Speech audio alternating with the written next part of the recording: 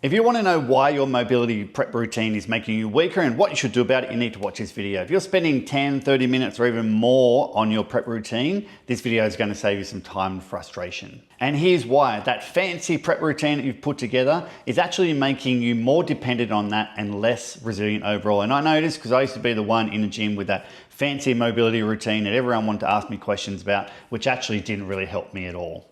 But now I know that these routines just create people who become dependent on these routines overall. They create temporary flexibility and mobility that disappears very quickly. They tend to develop a growing dependency on these long warm-ups and prep routines. And they actually develop a false sense of security from these routines, which still see people getting hurt and having niggles and tightness and pain. But the real problem is that it avoids the real issue, which is lack of strength in end ranges and some resilience through your tissue. But if we really think about it, if that mobility routine was really helping you, you'd need less of it over time rather than more. And you may find that if you miss your routine or you miss bits out of it because you don't have time, you find yourself feeling stiff and less resilient, less confident in that training or activity that you're doing after that prep routine. That's because mobility and flexibility without strength and stability is temporary. We're not actually creating long-lasting change in our tissues with these routines, whether that's before your training or something that you're doing in terms of your mobility routine outside of your training. We need to feel safe in our end ranges of training. These are the areas where people generally get hurt at their limits. We need to train those limits, ensure that not only we feel strong there,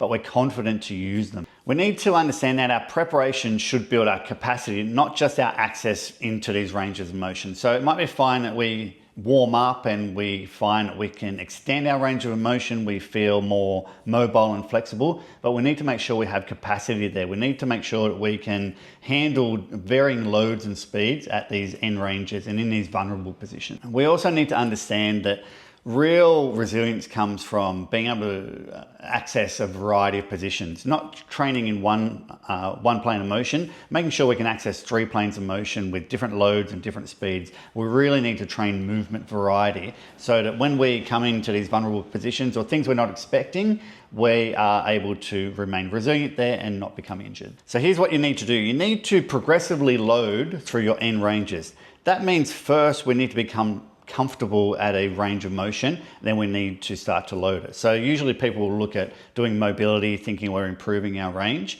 That's fine for learning how to control a range, but it doesn't dramatically improve our access to range of motion.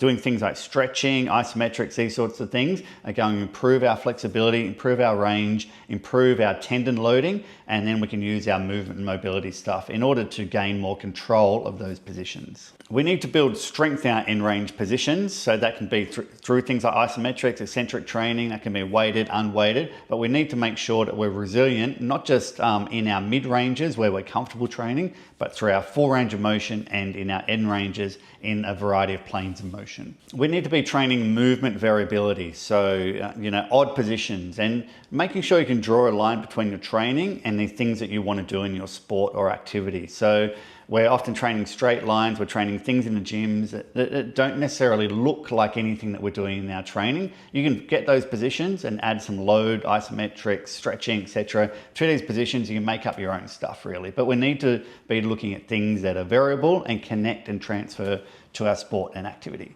We want to make sure we have a systematic approach to building this resilience. So that's what we do in the Stretch Yourself Strong system. We work through 4 phases of training, 4 progressions through isometrics, through a variety of mobility and flexibility techniques, but we need to progress things. So often mobility and flexibility, what you're doing on day 1 might be what you're doing in year 5, despite the fact that all of your other training is progressed. So having some way to progress this is super important for remaining resilient and being powerful through your full range of motion as well. So if you want to know any more about the Stretch Yourself Strong system, please ask, comment below, like, share, grab the book if that's what you're into, or check out our programs.